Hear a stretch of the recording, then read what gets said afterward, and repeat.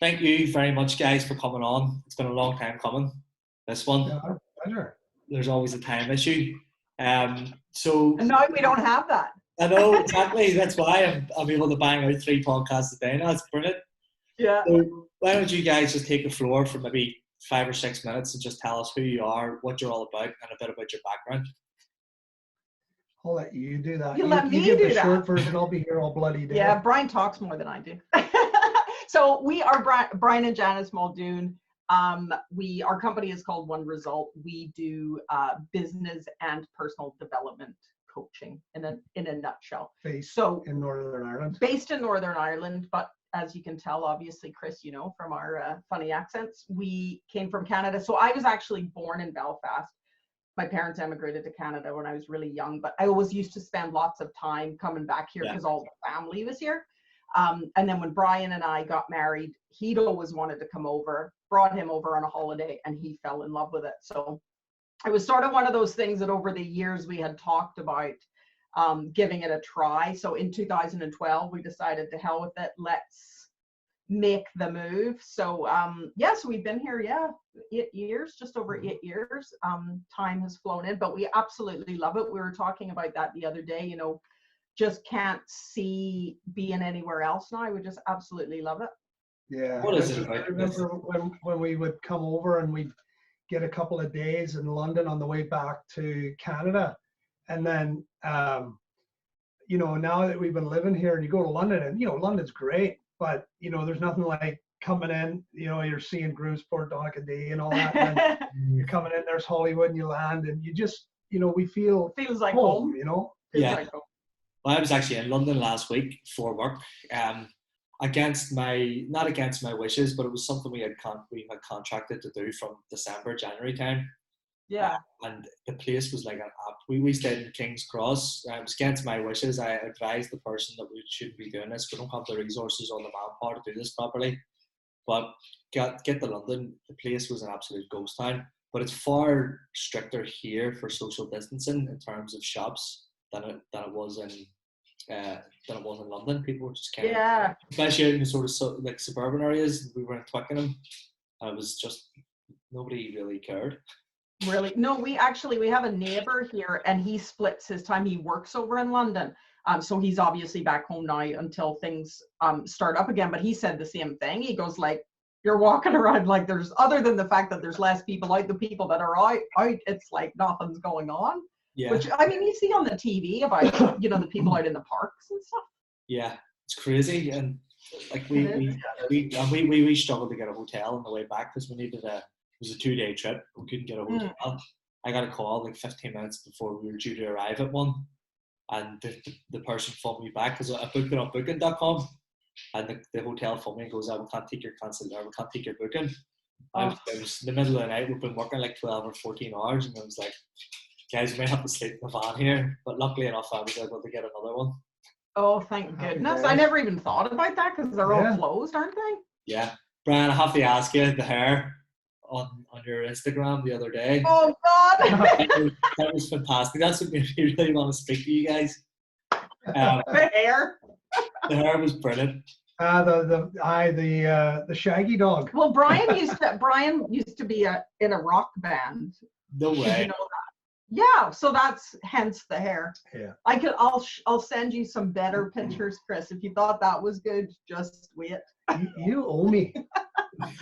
Yeah, no, I played in bands through the late 80s into the 90s, and then sort of into 2000, mainly at that time doing clubs and things like that. So, and he did touring around, like in the 80s and 90s. He was touring around Canada. That was the full-time gig, was being a rock star. So that question's coming from a place of jealousy, Brian. Because I have some good stories. I've never had the privilege of having that kind of hair. Janice has photos from the 80s. Like I'm like, oh my God, how did I make it that big? They're like band, you know, the promo shots that the band used to get. Yeah. Chris.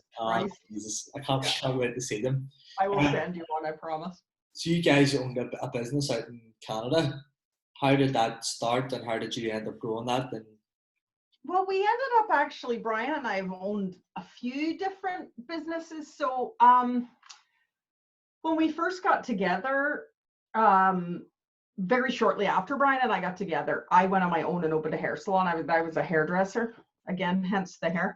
I was a hairdresser. So I went out on my own and opened a hair salon. And then Brian had a construction business. So we were both working separately for a long time, doing our own thing. And then we ended up getting into property. So we were flipping houses. Right. We were buying up. I mean, Brian obviously had the construction part of it. I really love the whole design of things and just getting stuck in there. So it was brilliant. So we were buying houses and flipping them. And then I decided that, see, over in North America, it's very different with commissions on real estate transactions. Mm-hmm. So you would, like, the average house price that we were flipping, when you were selling it, it was about between sort of 12 and 15 grand in real estate commissions. So I started thinking, yeah, that's a lot coming off the top. When you're flipping a house, you're trying to make some profit. So I decided I'm going to go to real estate school and get my license. Yeah. And then I can sell our own properties. Okay. Which I did. And then that turned into a whole other thing, because then I had a lot of connections being being a hairdresser's like, they know everybody. All of a sudden, man, you don't know. I had loads of people coming to me saying, can you sell my house for me? Can you help me buy a house? So it sort of turned into this whole other thing. So then I just went into having my own real estate business after that. Yeah. And then we continued to flip for a long time, until properties until the crash. And then the problem was getting financing. Yeah. Yeah. So we came out unscathed, thank goodness. We had just sold a property like within weeks before everything crashed. But then we had to just take a step back. We did a couple of little ones after that, but it was really hard to get financing. And then after that, we started a business with Brian's brother. That was sort of when we came together. Yeah. And that went on to become a very successful business in a really short period of time. Well, actually, oh my God! I love it. I love it. Just kidding. She doesn't come near me, and then as soon as I start talking to someone, she just comes over. I think ours does the same, except she's downstairs, so she'd be doing the exact same. She's like, "Hey, oh, wait, go to bed. There was just a couple of things there, like I was thinking about when you were saying like doing the flips and all that, and I kind of forgot that. But on the end of this here was the thing about that business, because I think it's really important to say this, is that business which was replacing, well, actually, sorry, the real estate, because I know anyone who's listening might be going, why would you pay someone that kind of money? But with what Janice, with realtors over there, the difference is, like, say an estate agent here, they would meet you, maybe do a viewing, or maybe the person selling their homes doing their own viewings. There, you have to, the realtors there negotiate with the other realtors. So the realtors are negotiating the deal on behalf of the buyers and the sellers. Right. So you have to have that negotiating skill. Plus, they're responsible for all the conditions in the contract, everything in legal writing, not the solicitors. So they have, it's quite an there's a lot more legal stuff to be in. There's a lot more responsibility. There's a lot more risk and stuff like that. And so when we got into the construction side of it, and I was doing renovations, and we saw, hey, let's get into property, because there was just, there's a lot, well, you know what it's like when you're managing customers and customer expectations and things like that. So we saw we were generate more money that way, right? Yeah. Chris is like, oh yeah. So last week was a different story. Like, it was a completely different ball game.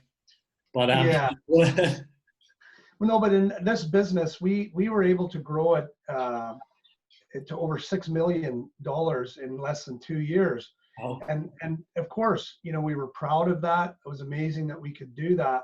But the point that I want to say is, the path to figuring that out, we learned so much about, yourself. But only a couple of years later, that business went into a tailspin because it got so big so fast that we didn't have the skill set to manage those kind of people, those kind of expenses. and how do you control that scale? It was like getting on the bench and somebody, you've been pushing, say like 60 kgs, and now somebody puts 360 on you. You're instantly dealt with a situation where it becomes pretty serious, and that's what happened. So it was a massive learning curve. Yeah. The biggest lesson ever. Yeah. And it is a different skill set. And I was actually speaking about this earlier on, jumping from that self-employed bracket to managing people and trying to get like a system in place to manage everything. And then there's sales and then there's marketing. It's a completely, even the last 6 months, I think I've learned more than what I have in the last 3 years, just from taking on new challenges. And how did you end up managing that? It went under. Yeah, it went under. It went under. We were not we didn't have a major control in the say of the running of the business. We were just, it was. It was a family. It was us together as family, and we had business dealings before, and we knew that we had very different views. Yeah. So we didn't go in as a partnership. So we went in with we're all going to get rich, but we were this was the idea, right? We're all going to be rich. It's going to be great. But we were just there on a consultant basis sort of thing. So we were helping hiring people and managing teams and that sort of stuff. But our name wasn't on the line. Thankfully for us. But unfortunately, when you see what you could have had and then it goes, because you just we couldn't manage it. You had to. It took us a long time to actually be able to talk about it, because you think, holy God, I had that in the palm of my hand, and none of us knew how to manage it, and the wheels just came off it. Yeah, and you feel like a failure. You feel like an idiot. Your relationships are now tainted and damaged. Your ego is bruised. You feel like you failed. And it was only, honestly, like years later that, just from listening to other people saying, wow, you built a multi-million-dollar business, where it's sort of like you had to go back and, well, actually, I guess we did, didn't we? Yeah. And that we had forgotten to be proud of that part of it because of how it ended. But we started like knocking on doors, literally going out at night. Both of us had our own businesses doing this, and our own. Brian had his construction business. I was still doing the real estate. The salon was gone by then. And we were going out at night, literally knocking on doors and offering quotes for people and stuff on their houses. Like that's how it started, and it grew into that. So it is something to be proud of. And is that how it grew so fast? Like, is that how you generated all your leads and all your business, just by word of mouth? One of the things that we had found that turned out to be sort of, what would you say, the diamond in the rough. Because we all had sales and marketing and obviously business experience and, doing business face to face. And yet we were like, well, we knew that there was a great opportunity here. So we said, well, why don't we go talk to the insurance companies, because they just write checks. If something's damaged, here's the check, go and fix it, make the problem go away. This was, I don't think we've specified, this was replacing roofs. Yeah, sorry. That's what this business was. Yeah, so over here it's tile and things like that. Over there, it's asphalt shingles and stuff. So it's more susceptible to extreme weather and things like that. And so anyway, long story short, everyone was like, well, no, you have to be in the old boys club to get into that. You have to be in this group, and you've had to be in business 15 years, this and that. And I'm only sharing this for the benefit of any listeners out there who we often get told to stay in the box and abide by the rules and don't go out and do your own thing and try it your way. So instead, what we started to do, Janice and I started to make phone calls to insurance companies. And long story short, it took us over a year to finally get through. I got through to someone who happened to be, he basically took care of half of Canada. And we made the connection. And I stuck with it. We took things down, gifts, everything, dropped all sorts of stuff, but I kept persistent with the calls. But the most important thing for anyone that's listening to this or watching this is everybody would say, hey, we put on roofs the best, because everyone's going to say that. And they're going to go, yeah, I know, that's what the last guy said. Yeah. What we did was we spoke to the bigger pain point for them, which was, we know how important it is for you to retain customers. And we know that that can often not be down to you, but the experience a customer has when they put in a claim, and that person who's going to carry out that work, if they don't do a job to the expectation of the customer, you could lose that client. And what does that mean to you? So we understand your business and we understand that customer retention. And so we're not just delivering the quality, but we're also here to aid your business. And being able to tap into that and speak that language from an emotional point of view, speaking to the thing that keeps that company's talking about, they just bought into it like straight away. It took another 6 or 8 months before we actually started getting the work. But then once we proved ourselves, it was a gravy train. They just, I remember getting the call with my brother. He's like, "How many roofs do you want?" And we said 500. Yeah. And he said, "Okay." So, you know, funny you said that about the pain point. That's something I was taking into sort of at the start of the year. I was starting to meet with estate agents and different people. And instead of me saying, why don't you join our referral scheme? We'll do a good job. My whole thing was, look, I know what's more important to you than a commission check, although obviously that's still important. But what I was saying to them was, look, I know you guys have clients who you want to be or who are associated with your business. And if you recommend us and we do a fantastic job, that's going to go a great help in recommending you guys as well. So speaking about that to them first and talking about their clients and what they want, and then easing in the commission, I found was a better way. Instead of just going, why don't you join our referral scheme, you get X amount % commission. What everybody else is saying. It didn't work with it, yeah. So you know what, Chris, I was actually going to bring that back to you, because what we were talking about, the other side of that business that enabled it to grow as much as it did, was that we brought sophistication to an industry that didn't have sophistication. It was all wasn't known for that. Scrubby guys, and you know what I mean. It was, and we had it where everybody had uniforms. It was, things were done a certain way, and it's going back to what you're doing. I mean, it's the same thing with your industry. It's an industry with not a lot of sophistication, but that's what you're doing. You're doing it right. Yeah. And a lot of times people think that you know, people only buy price, and it's true if that's the only thing you have to offer. And so that's your strategy, yeah. Yeah, so, you know, lot of people would come, measure, do the estimate, pencil in the air. All right, folks, there you go. There's your estimate. Here's a brochure. Give us a shout. Sure, you know, ABC, and we'll take care of this and that. We used to come in and we'd do the estimate and say, I'll be right back with everything. And we'd go out and get the product and actually sit down and educate them and say, you know, this is important because whether you hire us or not, this is your home, and this is one of the most important pieces of the structure. And so we just want to take the time to give you some things so that when you're looking at other people who are coming in, you know what questions to ask them and let them respond so you can make an educated decision. And oddly enough, they were so appreciative of that. And that they usually didn't want to go anywhere else after that. They're like, yeah, no, we'll just go with you. Yeah. Another trick we did just finally, because of, you know, for anyone who's just really thinking about business, especially at this time, you know, when they come out of it, what can I do to help my business? Like, what can I do to stand out? One of the things that we did was not just us, but other people in that industry who are doing the exact same thing as us had terms. They could get 30 days. So we knew we could turn a house around in a few days, you know, under a week. So we would say to people, so just to give you confidence, we don't ask for anything until the job's completed. So, you know, because we knew we had the terms. So there's nothing down where everyone else was coming in looking to cover their costs.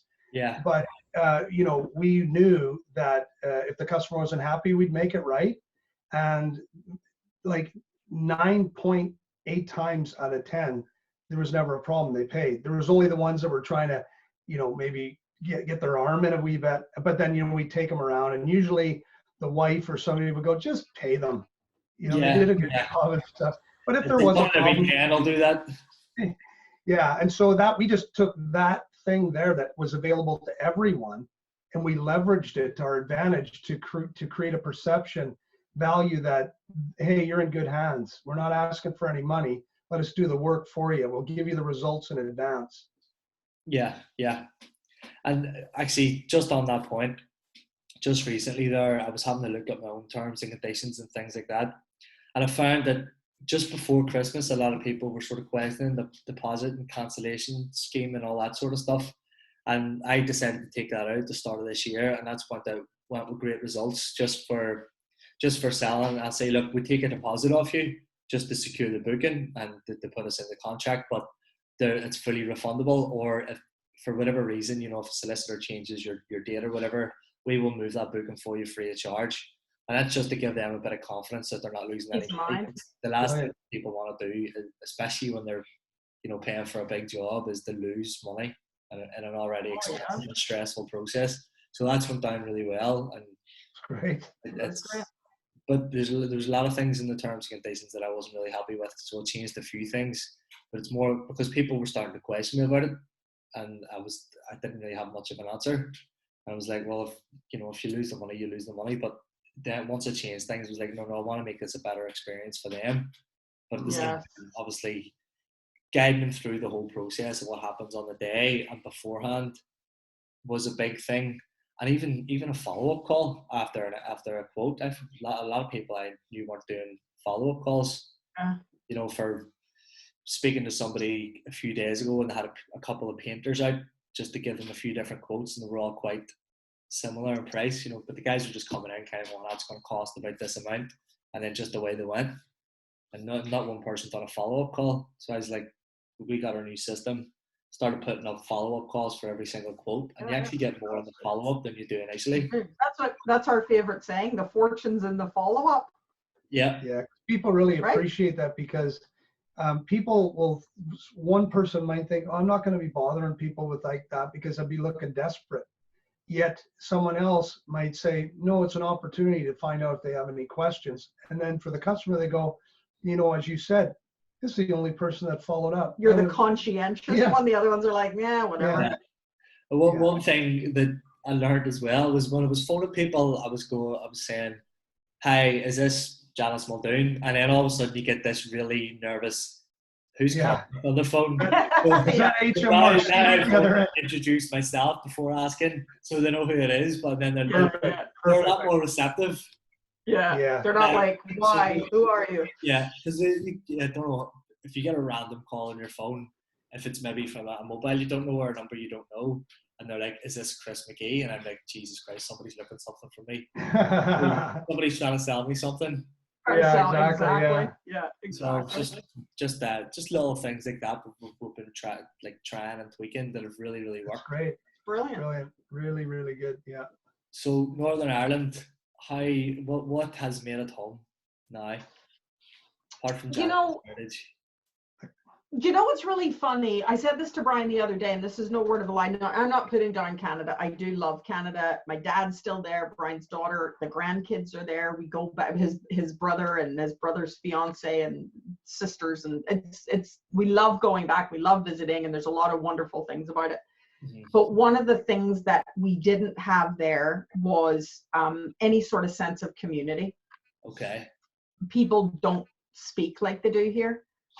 So I said to Brian the other day, I was like, because we were going out for our walks, and if you see somebody across the road, you know, you wave or whatever. I said, can you imagine, like, my poor dad right now, he's on his own, and I'm thinking, if he goes out for a walk, nobody's waving and saying hello, because they just don't.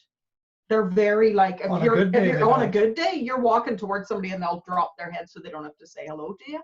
Yeah. So yeah, really the feeling, I mean, we've made some fantastic friends since we've been here. We really do feel, yeah, we really do feel a part of things.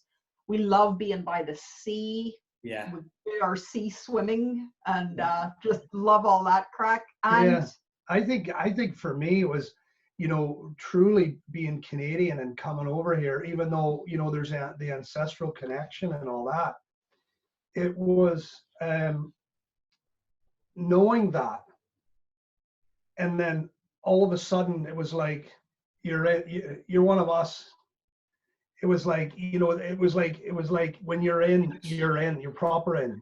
Yeah. You know, you gotta really make a mess of things before, you know, like when you're on. Yeah, people people really, they bring you in, sort of. Yeah, and I think the other thing is too, like, the country changed me.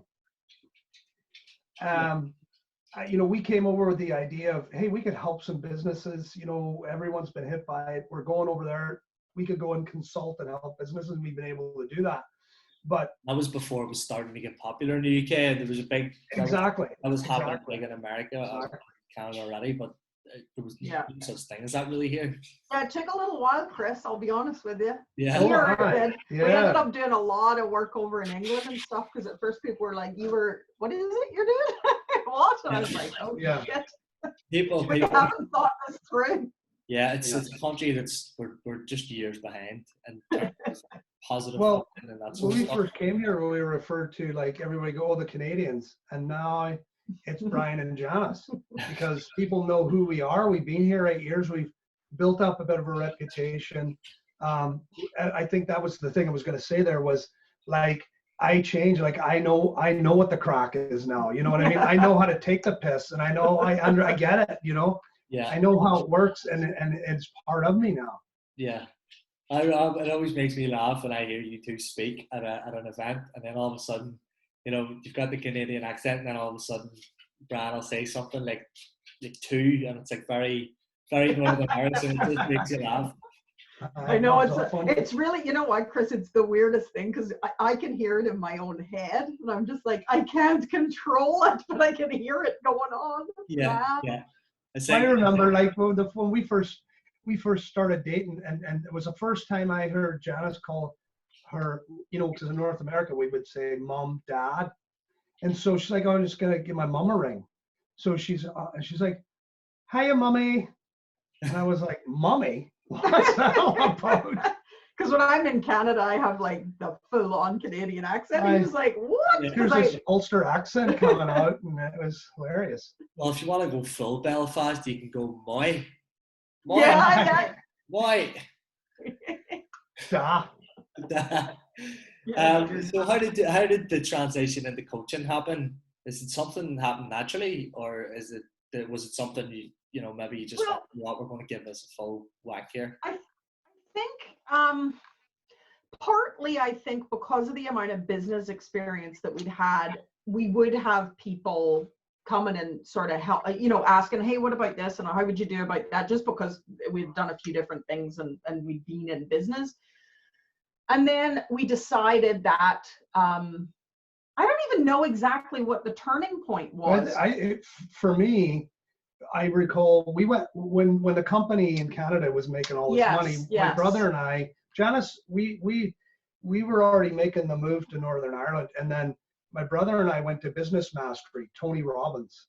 Yeah. And even though it was Business Mastery, there was a lot of, he was started to bring in the human needs and things like that. And I immediately went, you know what, I want to contribute. I want to take what we know, our experience, and help people. It was just something, you know what it's like, Chris, you do it yourself. Yeah. You've been through the RMT, the Robbins Medanis training. And so we really steeped ourselves in that. And we saw how it transformed our relationship, the way we communicate, and how we were able to get strategies to change our thinking, that we to understand that our beliefs is our mind. It's a choice. We can, anchor to the fear, or we can focus on gratitude and things like that. And so we just kept working on it. And then just started to say, look, if we would talk to someone in their business, they were having a problem, and you could tell there was something more, and we'd say, like, is there anything else, or is everything all right at home? And you would see the emotion come up, and we saw, you know what, this is an opportunity for us to really bring another component in, because once you get the business ticking money and the cash flows back on track, but if you're not happy, what the hell's the point? Yeah, absolutely. And the RMP was a huge eye opener for me in terms of personal happiness, keeping your body right, keeping your mind right, and the relationships, especially, was a big one for me. And going through that now, it's much easier to have good, whether it's romantic or whether it's personal.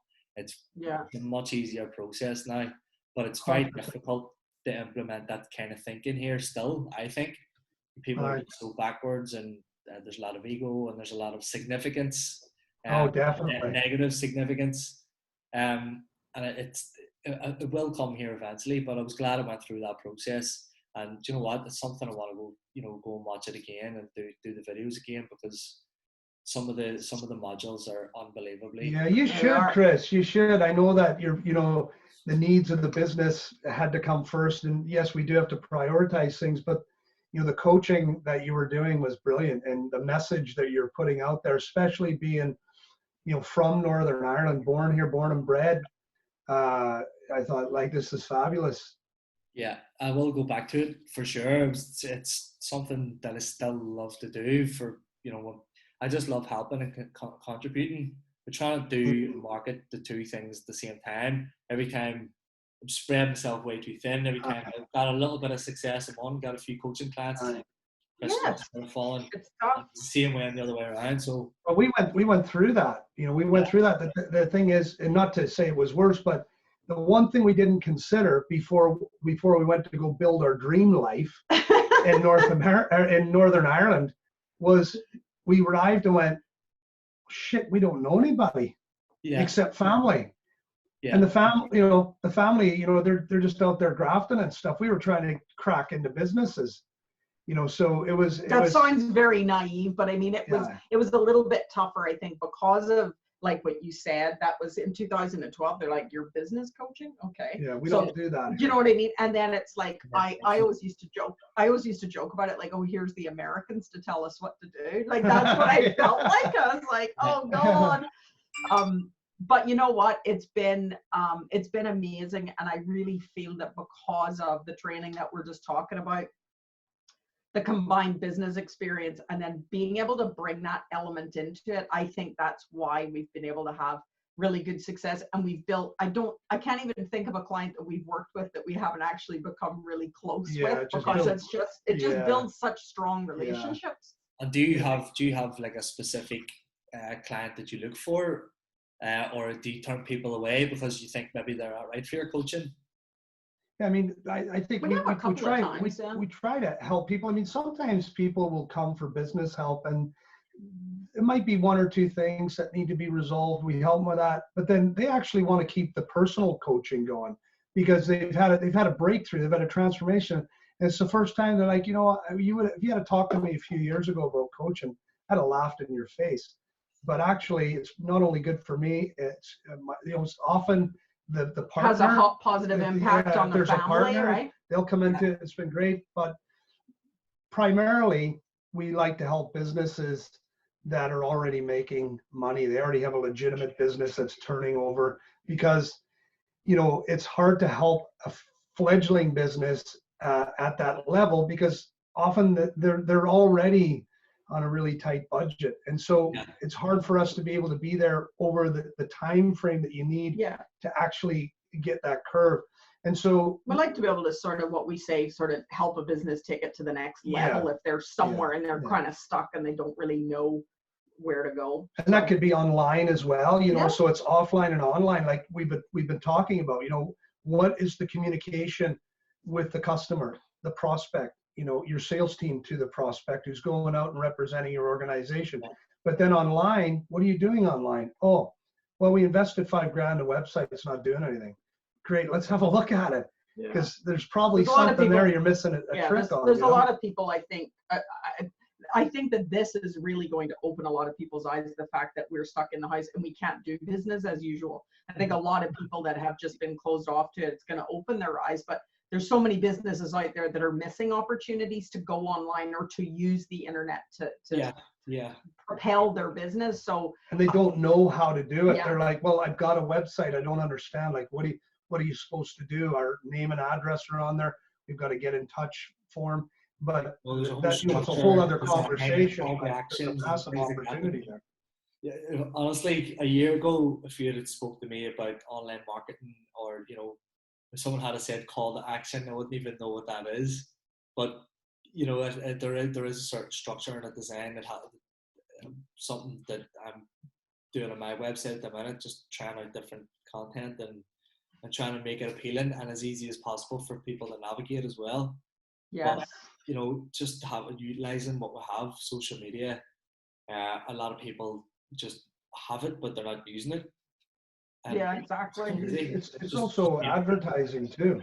yeah, People will run a Facebook ad, they'll invest 100 or 200 quid. They'll go out and have a lovely meal, but if they invest 100 or 200 quid in Facebook, they stop, they go, it doesn't work. And not understanding that, there's other things that are happening that take time to sort of balance out and start giving you the proper data. yeah, And you don't run one ad, you test a few ads, and yeah, you change the demographics and all sorts of things. And suddenly, wow, the phone's ringing. Why is yeah, your phone ringing this month? yeah, Your Facebook ads are working. yeah. Oh, forgot about those. Right. Yeah. Well, that's a big mistake I made with Facebook ads, was just putting stuff out there, and just I was like, oh, that doesn't seem too bad. Those ads are running. And then when I started learning about split testing and things like that, I was putting maybe like 3 or 4 sets out at once, and all of a sudden you're going from 42p a click to 17p a click, and you're hitting the graphic as well, and you're hitting, and even learning about copywriting and things like that. Still a lot of learning to do, but just testing it and trying it out, you realize that you're actually saving yourself money and things are working. Yeah, you are, but that's the thing, because so many people it's like, when you think about it compared to, print advertising, it's not like you take out one little print ad and go, oh, it didn't work. I mean, it's something that you got to do ongoing. But the better quality your ads are, and the words that you're using to speak to your customer, it makes all the difference in the world. But that's what I was going to say to you, Chris. When you're talking about the coaching, you'll get to a point with your business, with your removals business, that you will be a business owner instead of a business operator, and that's going to free up a whole lot of time to go after your other passion, which is great. Well, I 100% will go back to it, because I enjoyed it so much, and I was so surprised, just as you were saying about putting yourself out there. When I started putting myself out there on my personal socials, it was insane. Not the amount of people, but the people that were actually reaching out to me for help. Just people you wouldn't think of in a million years. So it's just about putting yourself out there and seeing what comes back and building up. Yeah, absolutely. Yeah, Absolutely. it's surprising. But brilliant. for me, the credibility has to be there as well. If you're going into personal coaching, but it would be nice maybe if I had the business experience to turn around and actually, I've got my credibility, I've got my business, here's where I can help you. But now I'm still going through that process.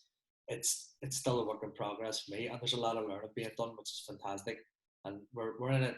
Well, obviously right now it's a bit of a coin flip, but we're in a really good place there over the last 6 months. Like, we've doubled in sales in the space of a few months, and things were just consistent. Amazing. So you're doing the right things, you're doing all the right things after 3 years. But it was good. It was just everything you learn. You start well the first year. We started really well the first year, but it was me working 6 days a week. There wasn't that many calls coming through. I could manage it all. But then as things started getting bigger and better, then all of a sudden you spend money on this and it doesn't work. And then the next thing you're kind of working to chase your bills. So once I restructured my personal finances, things started to become easier again. And then, of course, what's happened recently has happened. But again, it's just another challenge. And once you've been through a few of them, you're kind of like, that you just have to think and adapt. And I think it's important to take time off and actually sit and become creative and do that sort of stuff as well, and not just panic and stress. Take some time off, spend time with friends, spend time with family, get a bit of exercise, and those are the times when the best ideas come.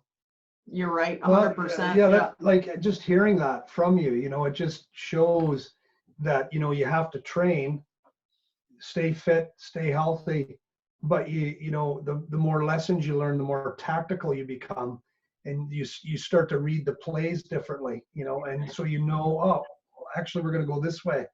Hey, we got a result, right? And so it's great to hear that. You can jump into like being reactive straight away, panic, stress, and then all of a sudden you make very, very quick decisions that could be bad because of the state you're in. And like I said, once we finish up, I'm taking a full weekend off. I'm not even thinking about work.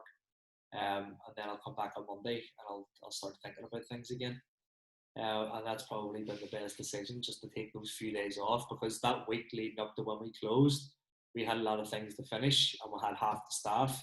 So you were working around the clock, and the state that I was in 2 weeks ago or a week ago, if I had made some major decisions then, it could have been detrimental because you weren't in a good time frame. Yeah.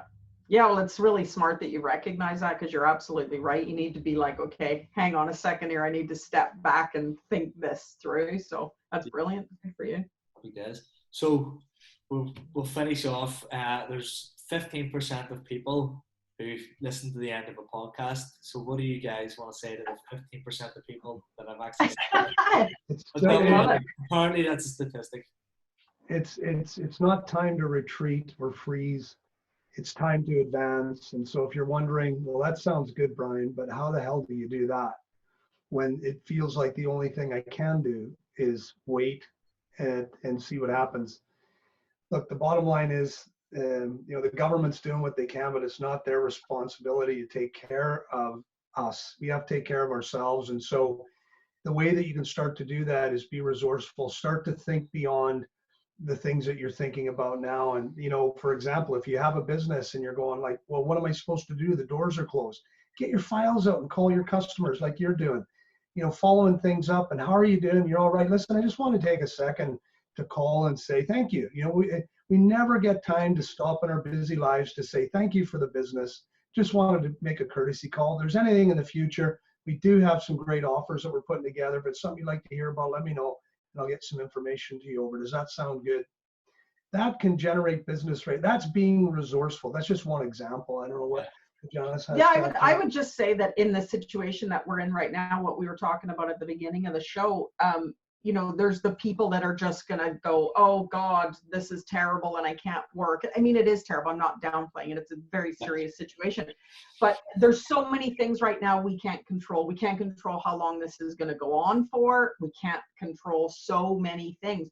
But the two things that we can control in this situation is our attitude every day and the actions that we take. That's the only thing that we can control right now. So it's like, get up in the morning, get a good attitude on and go, what can I do for my business? Is there something I can do to be proactive? Is there a project that I need to be working on? Whatever the case is, just to keep your mental state good through all of this. So when the doors do open back up, you're ready to go. You're in a good place. Yeah. Just do something. Just do something. Don't keep a good attitude. Just do something. Exactly. Yeah, I really appreciate you guys coming on. Thank you very much. It's been a long time coming, like I say. And I'll hopefully catch up with you very soon in person. Definitely. Yes. Thank you, Chris. Thanks so much for having us on. Yes, thank you very much.